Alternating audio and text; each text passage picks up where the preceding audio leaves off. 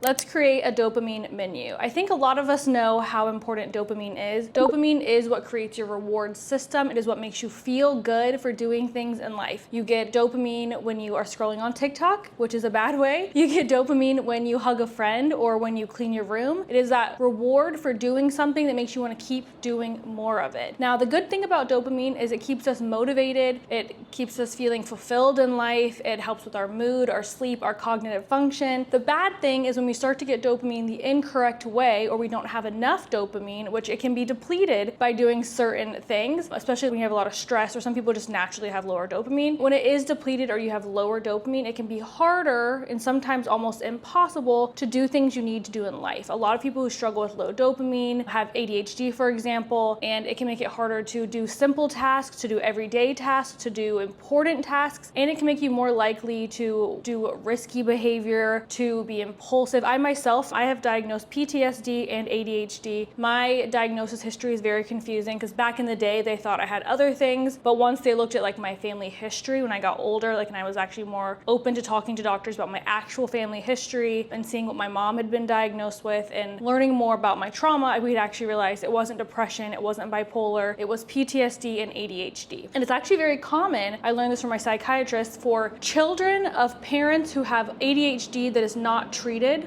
or not worked through. A lot of those children later develop PTSD because a lot of people who have severely low ADHD develop things like addiction. My mom was an addict, which developed in me having a really tough childhood and me later on growing up having PTSD and then also low dopamine myself. I think because of the way low dopamine is portrayed, we often see it as just someone being lazy or someone not being able to complete tasks, but we don't realize ADHD and low dopamine in general is extremely impactful. Low dopamine is extremely impactful in a negative way. Having dopamine is extremely impactful in a positive way, and it can completely alter your life because someone who feels like it is impossible to do everyday small tasks like brush their teeth, get out of bed, make their bed, go to work, it is likely to develop into more things like depression and low self-esteem and seeking out negative behaviors as you get older if you don't have ways to build up that dopamine. I know I talked about this before, I'm going to talk about it again in future videos. I know I mentioned that I had been on medication for a while and I got off of it. I am actually back on medication again. I have always been an advocate of medication. I think if you need it, there's nothing wrong with it. If you don't want it, there's nothing wrong with it. But I am on a different medication now. The one I was on before was very, very heavy. Like it fixed all of my issues. It was wonderful, but it came with a lot of side effects. I'm on a medication now that helps me a little bit. It helps me actually a good bit, but I still have to work really hard to keep myself at a baseline that is what other people see as normal. I still feel like I'm having to crawl to be at a place that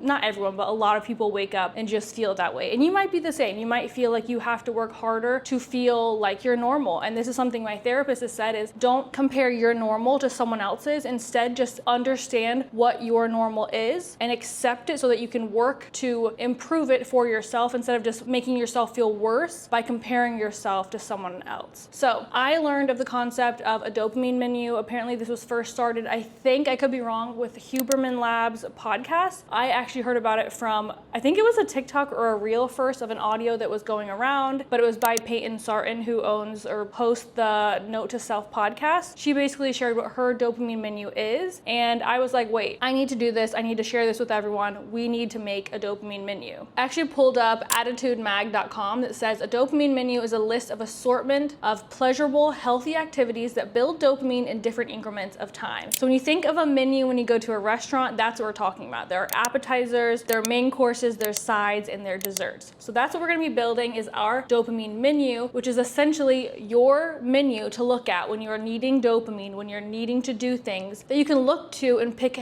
other options instead of what your normal options may be. For me, my unhealthy dopamine activities are binging way too much TV, scrolling on TikTok. And if I get on, obviously people can have worse ones. I used to chop my hair off whenever I needed dopamine, honestly, or dye my hair, or I'd spend way too much money. I've spent way too much money back in the day before I was undiagnosed because I didn't understand what I was doing. But now that I'm in like a healthier space, I would say I still do have some things I have to work through, but my go-tos are doom scrolling on TikTok all day long or binging TV and just kind of disassociating, which can also lead to me being very isolated, very stressed, falling behind in work. But there are so many other things we can do to build our dopamine. I think the way to make this the most successful is to actually create a menu that you can look at every single day when you feel like you're not doing things that you want to do, to see all the different options. Because another thing that low dopamine does, it impacts our memory. It can make you very forgetful. And sometimes when I'm really struggling, especially when I wasn't on medication, I would forget that there are things I can do that make me feel better.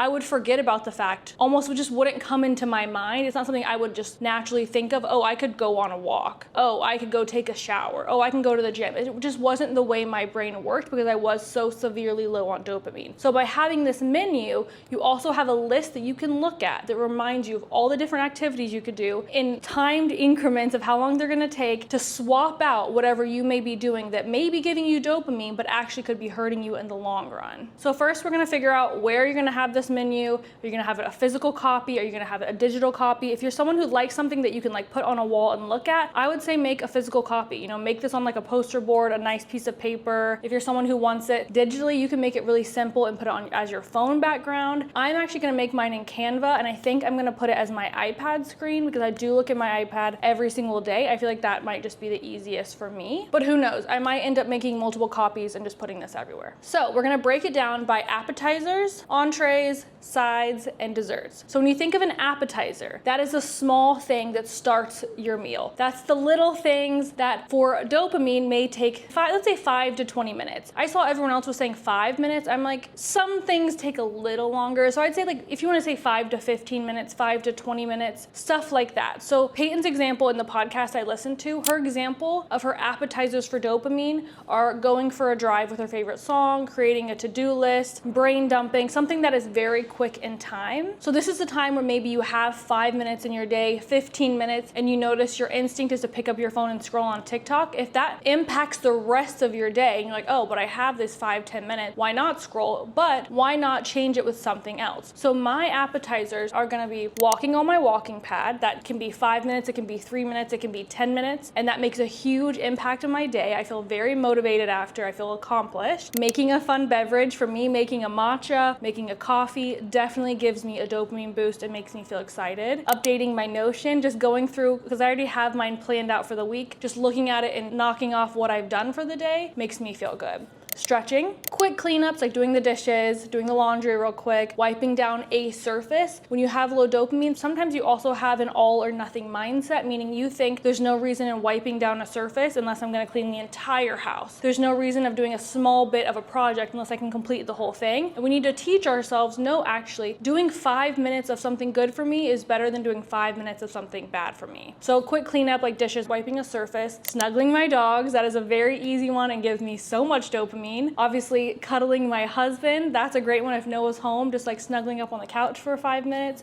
Perfect. Visualizing or meditation. There are so many 5 to 10 minute meditations you can find on YouTube. It's really quick. It just does something really good for you. Plant care and reading. I love to read. I love to take care of my plants. Those are more of like the 10 to 20 minutes. I guess I could read for 5 minutes, but to me, like when I have like 10 to 20 minutes, I'm sitting in bed at night and my go-to is to pick up my phone and scroll. It's like, no, actually, why not replace this with 20 minutes of reading? And a good thing to do is when you're done with the task, ask yourself, how did this make me feel? Because when I get done scrolling on TikTok, I'm like, I don't feel good. When I get done reading for 20 minutes, I feel good. Moving on to the entrees. This is something that takes about 45 minutes to an hour. It can take a little longer. It can take 2 to 3 hours if you want. I'm doing mine around an hour. Payton's examples, we're going for a swim because she has a pool at her building, an everything shower, going grocery shopping, watching an episode of TV, just like one episode, or deep cleaning her apartment. Mine are getting ready for the day. Whenever I do my hair or just put on an outfit, I feel so much better. Physical, like actual self-care, not like mental self-care, that counts too, but that was more of my 5-10 minutes. But physical self-care, face masks, also an everything shower, a hair mask, hair oiling, anything like that. Definitely I feel so much better after I do it. Going to a yoga class or going to the gym, something I often neglect because I'll think, oh, I didn't have enough time today. But if I looked at my screen time, I would have had time. I did have time. Reading is also for me an entree because it could be 10 minutes. It can also be 45 minutes. FaceTiming a friend, going to the grocery store, going on a walk with Noah, deep cleaning something. So this isn't my 5-minute putting something in the laundry. This is maybe folding the laundry that's been sitting all week. This is maybe cleaning the whole bathroom, something like that. Baking, I love to bake. I don't do it enough. Journaling or morning pages, going on a film photo walk. That's my favorite hobby, is to take my film camera and go for a walk and take a bunch of photos. So those are my entrees. Those are the times when I have some free time and I look back on my days and I think, wow, I don't do enough for myself. I spent my whole day kind of wishing I did more things, but I didn't know what to do. Now I have an exact list of things I could do. Then we move on to our sides. The sides are your habit stacking. The side is what comes along with your entree, because sometimes when you have low dopamine, it's hard to convince yourself to do the entree. It's hard to convince yourself to go to the grocery store. It's hard to convince myself to go on a walk. It's hard to convince myself to deep clean the apartment. That doesn't sound as exciting. So when you pair the entrees with the side, sometimes it just makes it a lot more appetizing. So her examples were afternoon snacks while she's working, a midday beverage while she's working, or a podcast during a workout. So mine is having a YouTube video or reality TV show on while cleaning. So for example, the sides is almost taking what your negative dopamine might normally be and turning it into a positive. So obviously if I sit on the couch and binge watch a show from 8 a.m. to 3 in the morning, I'm not gonna feel good about myself. And yes, I have done that on bad days. But if I watch a YouTube channel instead of TikTok, because TikTok for me is not good for me. I actually ended up deleting it off my phone. I've decided I'm just done with TikTok. But for me, when I watch a YouTube video, someone that I really love watching, I think there's just such a difference for me and like a creator that I feel like I have community with, like I love their content. It makes me feel good about myself versus scrolling on TikTok makes me feel bad. So watching one of my favorite comfort YouTube creators or 1 or 2 episodes of reality TV while I'm cleaning makes it like a win-win. It makes it easier to clean and I get an extra dopamine hit. Reading on my Kindle when I walk on my walking pad. That is something I recently learned that I can do, and it just makes the walking so much better. Listening to a podcast when I go for a walk outside, especially when I said I want to go to yoga or the grocery store. Sometimes the thought of walking there, especially living in New York City without a car, the walk might be 20-30 minutes there, 20-30 minutes back. I'm like, oh, I don't want to have to do that. I'll just order my groceries in, which is something I don't need to do. The grocery store, I could go get it and save so much money on delivery fees. And another one also in snack, or the thing you're excited for, I could walk to my bodega, which is half a block, listen to a favorite song while I go. It's a win-win. I get a dopamine hit from the music, a dopamine hit from the walk, and a dopamine hit still from my treat. Okay.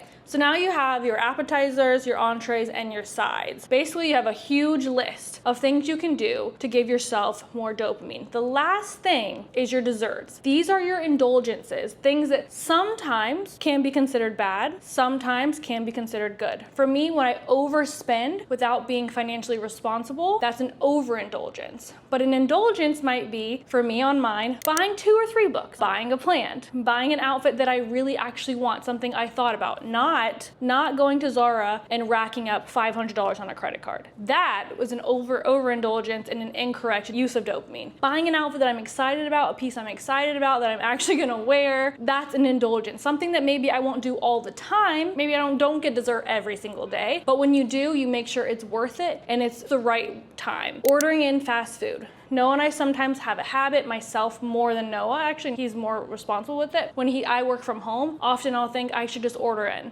I'll just grab Taco Bell. I'll just grab McDonald's. Sometimes that's an indulgence. We've had a really fun night. We want to end the night with Taco Bell and Law & Order SVU. That's an indulgence. Me just ordering it every single day because I'm feeling unmotivated to get up and just go make myself a meal, not the same. So ordering in fast food every now and then, buying a new book, plant, or an outfit, TV time, because TV is not always bad. Watching TV at the end of the night with Noah, to me, that is a reward. It feels good. Watching, like I said, my favorite show while I'm cleaning or doing something, that feels like a reward. When I'm getting ready, it feels like a reward. When I binge it for 12 hours, I feel really exhausted and just not good about myself. So purposeful TV time, but also getting a sweet treat. If I have dessert 5 times in a day, I no longer feel good about it, and then I know I probably wasn't giving myself proper nutrition, and because of that, I'm binging on sweet treats to make up for that, which is also something with people low dopamine often experience, is having massive sugar cravings because it gives you a dopamine rush. If you remember me back in the day with my sugar addiction, that's where that came from. from. But getting a sweet treat that I'm looking forward to and enjoying it and actually being present with the treat and tasting it while I'm eating it, that's an indulgence. That's something I should still give myself in a balanced way. So your desserts are your indulgences that are still maybe not something you want to do every single day, all day long, but you still deserve them. Payton's examples, in case yours are different than mine, you want more examples. Hers are scrolling on TikTok. She talked about that she actually does like TikTok sometimes, but when she does it too much, it's bad for her. So she'll give herself like a 30-minute timer on her phone. That's one of hers, was like a 30-minute timer, and she can scroll on TikTok at the end of the night for that 30 minutes, and then she has to be done. Hers is also online shopping and ordering DoorDash. So something, again, you don't want to do it every single day, but you still want to make sure you include those fun things every now and then. We live in a world where dopamine is everywhere, and not always in the best way. You deserve to feel motivated, rewarded, like you're taking care of yourself and good about yourself at the end of the day. So I hope you enjoyed this video. I hope you make yourself a dopamine menu and you actually give it a go, because it's easy, especially when you have low dopamine, to convince yourself that things aren't worth it, but I promise you it will be worth it. Give it a shot. Let me know if you want to send me a photo of your dopamine menu on Instagram. It's at lindsay.adkinson. I'd love to see it, and I'm definitely going to be hanging mine up, and I'll let you guys know how it works. Bye.